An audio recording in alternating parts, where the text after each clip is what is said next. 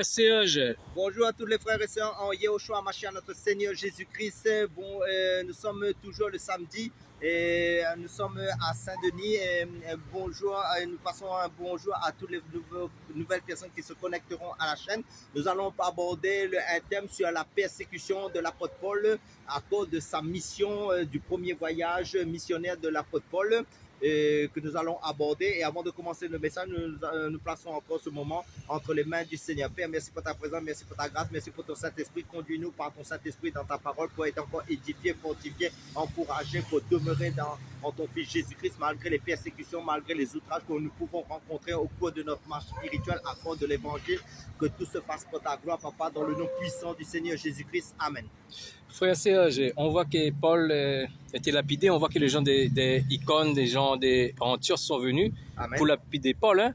Oui, on voit que Paul n'a pas mort. Hein. Après, ce qu'on regarde vraiment, dans la Bible, il n'est pas écrit, on voit que ces personnes n'ont pas juré de Paul, hein. Ils ont crasé la tête de Paul, en fait, hein. Lapidation. Oui, mais parce qu'en fin de compte, dans ce temps-là, on caillassait les personnes avec des cailloux, on les tuait. Mais maintenant, comme Paul, en fin de compte, il avait porté l'évangile à Lys. En fin de compte, il y a eu un miracle terrible par rapport à la personne qui ne marchait pas. En fin de compte, Dieu, par sa grâce, a accompli ce miracle à travers l'apôtre Paul pour que cette personne marche. Donc, la foi a été suscitée aussi à Lys. Donc, à ce moment-là, les gens d'Antioche, de Pisidie, là où Paul avait passé auparavant, là où Paul avait passé à Icône, dans ces synagogues-là, et que ces gens-là, ceux qui l'outrageaient, qui étaient contre le message, ils avaient entendu aussi la bonne nouvelle. Ils sont descendus de Antioche, d'Icône, et enfin pour venir jusqu'à à Lystre, en fin de compte, pour outrager Paul, en fin de compte, ils étaient tellement excités dans la colère par rapport, en fin de compte, ils voyaient que Paul excellait aussi dans sa mission. Ça veut dire la mission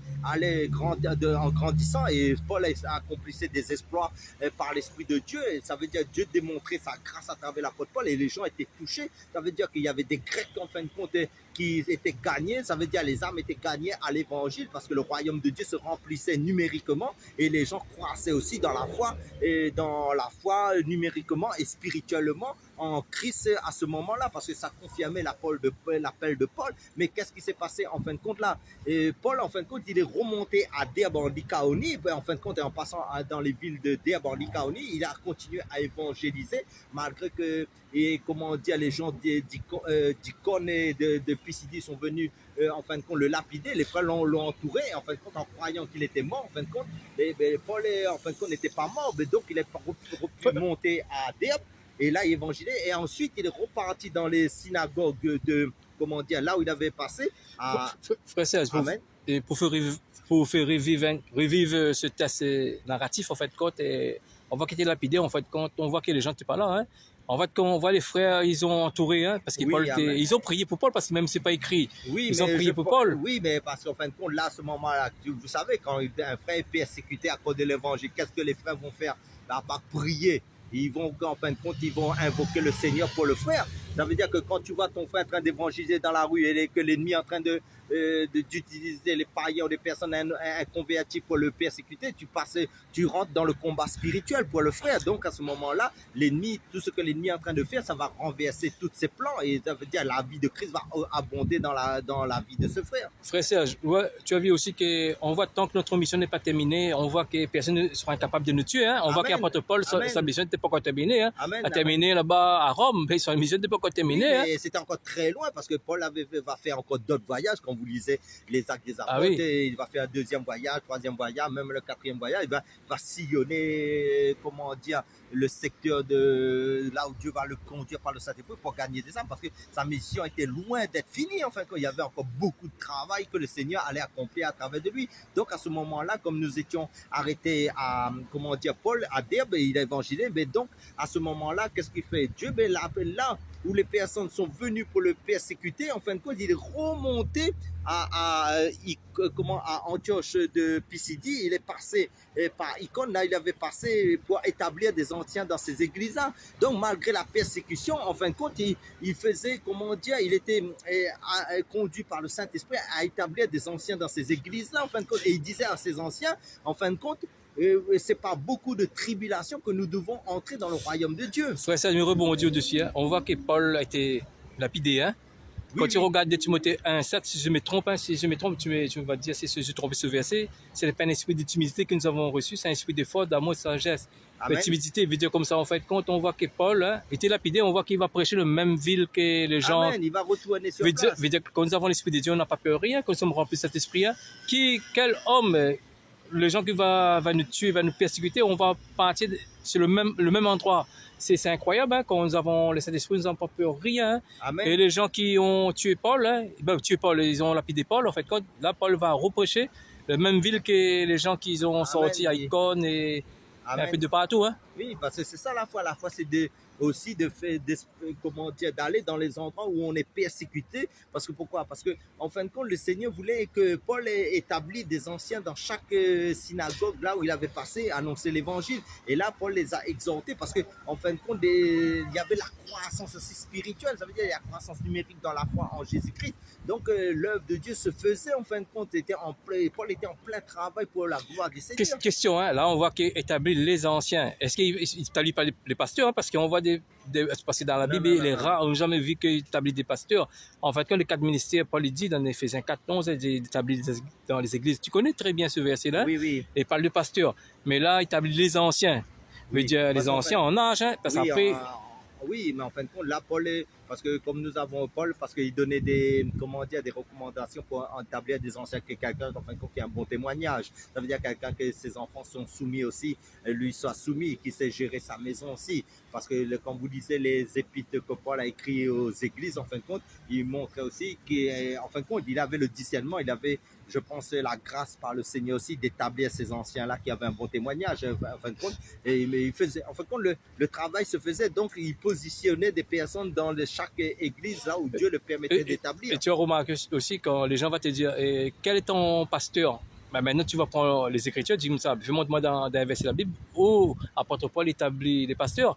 Après effectivement il y a des personnes qui vont venir de pasteurs, des pasteurs, des docteurs et tout, mais en fin de compte là on voit comment ça va être des anciens. Des cheveux blancs. Hein. Après fumition, l'église va grandir. Mais Amen. Si nous n'avons pas de pasteurs dans notre église, ce n'est pas un problème. Hein. Amen. Et du moment où nous avons la parole, et oui. Les anciens, nous sommes des anciens. Hein. Amen. Parce qu'il faut dire aussi, les ministères, c'est des dons en fin de compte. C'est ça qu'il faut comprendre. Mais un ministère, par exemple, aussi, qui est reconnu par le peuple, donc il peut être établi ancien, parce que Pierre était un ancien, et pourtant il était apôtre, mais seulement après c'est le peuple aussi qui c'est le témoignage des autres frères, des autres sœurs aussi, qui fait qu'en sorte on reconnaît quelqu'un qui est ancien dans l'assemblée, dans l'église en fin de compte, parce qu'en fin de compte là, ce qu'il faut comprendre, c'est que le témoignage de quelqu'un passe avant tout par rapport à son comportement, sa vie en fin de compte pour être établi en fin de compte, parce que là il va aussi gérer, il va encadrer des nouvelles personnes, des personnes qui sont encore dans l'immaturité spirituelle. Parce que souvent on voit les jeunes dire, où est ton pasteur? Est-ce que tu es un pasteur? En fait, quand je reviens, Matthieu 18, verset 20, là où 2 et 3 sont rassemblés au mon nom, je suis mis les deux. Je dis ça. Là, je ne dis pas qu'il y a un pasteur, un docteur ou un prophète. Hein. Là où 2 et 3, si nous n'avons pas des prophètes, nous n'avons pas des pasteurs et c'est pas grave.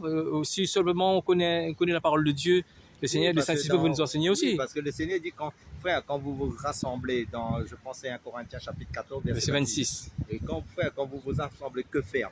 Si quelqu'un a un chant, si quelqu'un a un enseignement, si quelqu'un a reçu quelque chose du Seigneur ou des questions, des réponses, moi je donne, le tout doit être centré sur la parole de Dieu. Quand nous parlons des choses de Dieu en fin de compte, comme référence, nous devons parler que du Seigneur Jésus-Christ, parce que la Bible est christocentrée. Ça veut dire que c'est pas obligé qu'on ait un pasteur, qu'on ait un apôtre. Ça veut dire entre frères et sœurs, tu es né de nouveau, tu as reçu l'Esprit, parce qu'il y a le Saint-Esprit, l'onction que vous avez reçue, vous enseignera toutes choses. Donc à ce moment, les frères sont là, comme les chrétiens de Béret, ils examinaient les Écritures pour voir ce que Paul disait. Donc quand un frère prêche, vous avez la Bible entre les mains, vérifiez dans les Saintes Écritures ce que le frère est en train de prêcher. Même moi qui vous parle à travers cette chaîne YouTube, en fin de compte, vous avez votre Bible. Si je suis en train de dire du mensonge, en fin de compte, d'examiner les Écritures pour voir ce qui sort de ma bouche est biblique ou pas biblique. Ça veut dire qu'il ne faut pas manger aussi toutes les nourritures qui n'édifient pas en Christ. Il faut prendre la bonne nourriture spirituelle, délecter la vraie nourriture de Jésus-Christ, parce que la Bible est christocentrique. Tout ce que nous parlons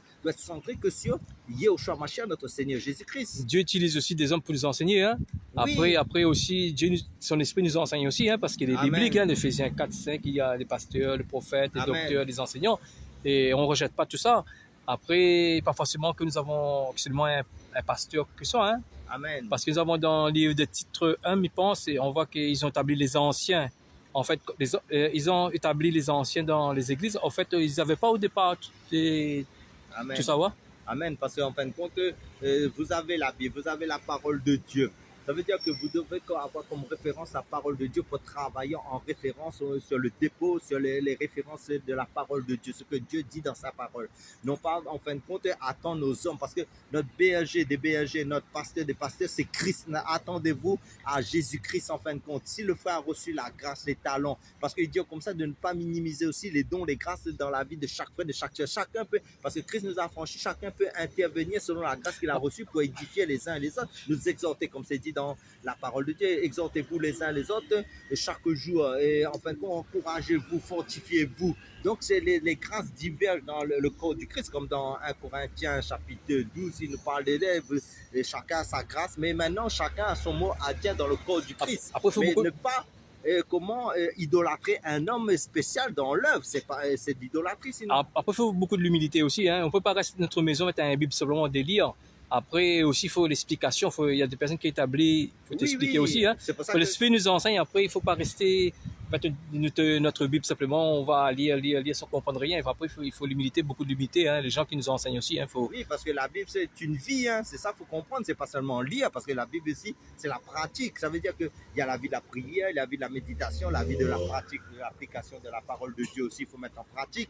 Mais maintenant, ça veut dire qu'il y a les réunions que Dieu, comme tu as dit, très bien, quand 2 ou 3 sont réunis en mon nom, je suis au milieu, dit le Seigneur. Donc, ça veut dire quoi? Si tu sais, tu as la conviction que ton frère est vraiment né de nouveau, a reçu l'Esprit, et si tu grandis spirituellement dans ce groupe, là où tu es avec ces personnes-là, gloire à Dieu. Mais si tu grandis pas, tu fais du surplat, tu n'évolues pas pendant des années, moi, je te dis, Seigneur, montre-moi une église là où je vais grandir, je vais croître spirituellement. Le but, c'est quoi? C'est de grandir, d'entrer dans ton appel, dans à quoi Dieu t'a appelé, ne pas se faire du surplat, ne pas tourner en rond. C'est pas parce qu'un frère nous dit, bon, il y a une cellule de maison tel endroit que toi, tu dois y aller sans qu'il y ait la croissance spirituelle dans ta vie. Il faut que tu grandisses. Frère Samuel a refait ce verset, Matthieu 18, verset 20. Là où 2-3 sont rassemblés au mon nom, sur les deux. Là, il dit pas, là où un pasteur, là où un prophète, là, il y a la foule. Jésus, lorsqu'il faisait ce verset-là, parce qu'il priait toujours à 3 personnes, hein, Pierre, Jacques et Jean, amen, hein, amen. 3 personnes. Après, s'il y a 3, 4, 5, 6, le mieux. Amen. Après, si tu n'as pas, content ce que tu as. Hein. Oui, mais ne vous inquiétez pas, c'est Dieu qui pourvoit, c'est Dieu qui unit les frères et les sœurs, les véritables enfants de Dieu en Christ, les ministères, tout ça là.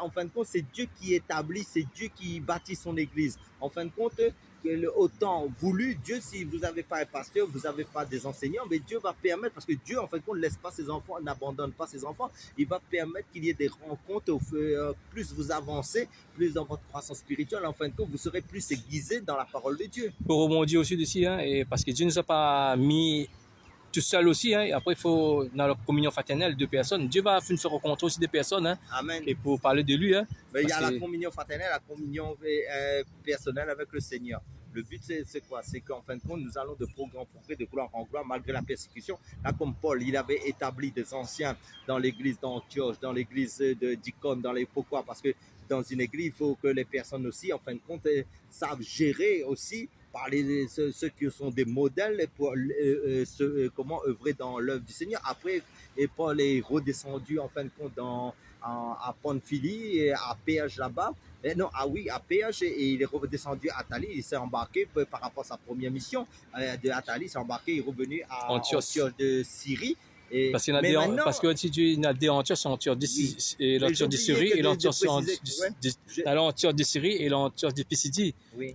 Paul est venu, comme ça, avec du succès qui a amené ses premiers voyages missionnaires avec succès. Hein. Amen. Parce qu'en fin de compte, Paul aussi, dans ces églises, en fin de compte, et partout où il passait, ce que Dieu, sa priorité des priorités, c'est d'évangéliser. En fin de compte, Dieu est établi pour encourager aussi. Hein. Pour encourager, pour évangéliser, pour annoncer l'évangile, en fin de compte, dans cette mission-là, en fin de compte, pour aller jusqu'en Assyrie là-bas. Frère Serge, le mot. En fin de compte, malgré les tribulations, malgré les persécutions à cause de l'évangile de Christ, ne vous inquiétez pas, c'est que l'esprit de gloire est sur vous, ça confirme votre appel en fin de compte, parce que les vrais enfants de Dieu qui sont les enfants de la promesse en Christ, en fin de compte, qui sont les enfants de foi en Christ selon la descendance d'Abraham, en fin de compte, c'est comme Isaac, en fin de compte, vous serez persécutés par des faux frères, des faux sœurs, par des religieux, en fin de compte, il faut En fin de compte, ce qu'il faut comprendre, en fin de compte, c'est que ça fait partie du lot de ta formation, la persécution pour la gloire du Seigneur, en fin de compte. Amen. Soyez tous bénis à travers ces quelques paroles pour être encouragés, fortifiés si vous passez dans des épreuves à cause de l'évangile. Sois béni.